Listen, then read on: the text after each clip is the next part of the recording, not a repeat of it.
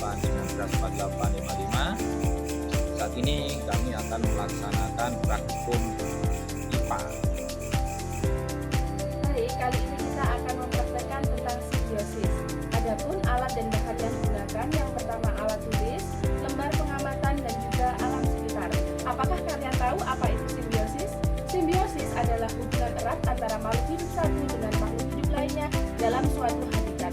Simbiosis ada 3 jenis. Yang pertama adalah simbiosis parasitisme, yang kedua simbiosis komensalisme, dan yang terakhir adalah simbiosis mutualisme.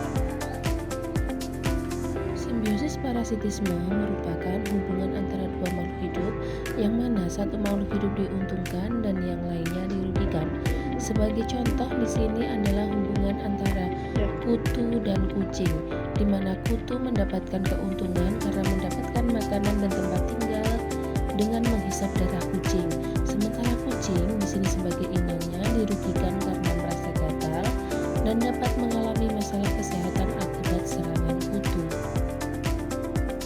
Simbiosis parasitisme adalah hubungan antar makhluk hidup yang menguntungkan pihak lain dan merugikan pihak yang satunya.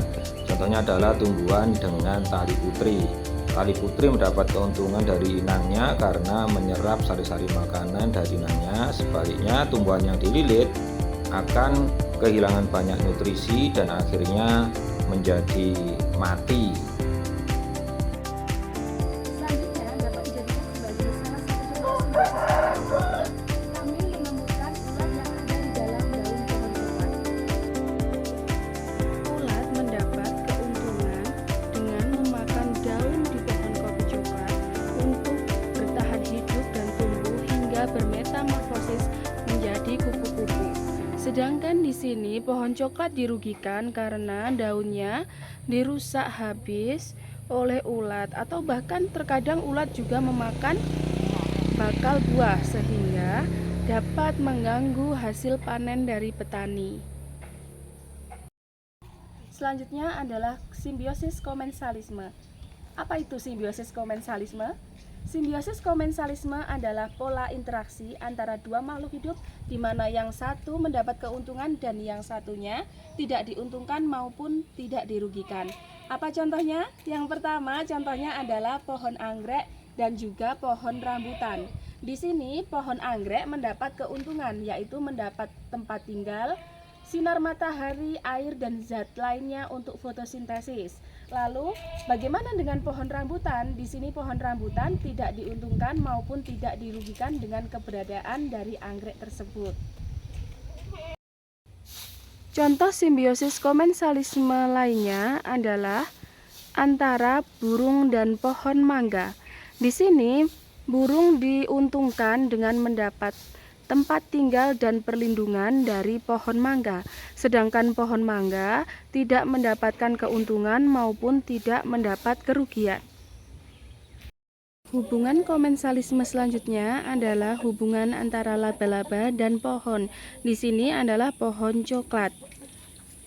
Laba-laba mendapat keuntungan dengan mendapatkan tempat tinggal dan dukungan untuk membuat jaring. Selain itu, juga diuntungkan laba-laba bisa bersembunyi atau berlindung dari mangsa, sedangkan pohon coklat tidak mendapat keuntungan maupun kerugian.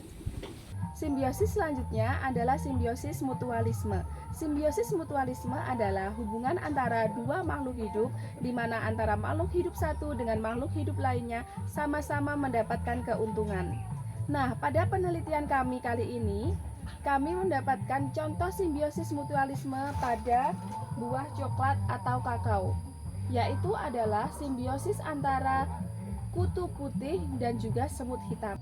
Hubungan simbiosis antara semut hitam dan kutu putih pada buah coklat atau kakao adalah simbiosis mutualisme, di mana dua makhluk hidup ini sama-sama mendapat keuntungan. Yang pertama, bagi semut hitam, kutu putih mengeluarkan cairan manis atau embun madu yang menjadi sumber makanan bagi semut hitam. Sedangkan bagi kutu putih, semut melindungi kutu putih dari predator sehingga populasi kutu putih menjadi meningkat.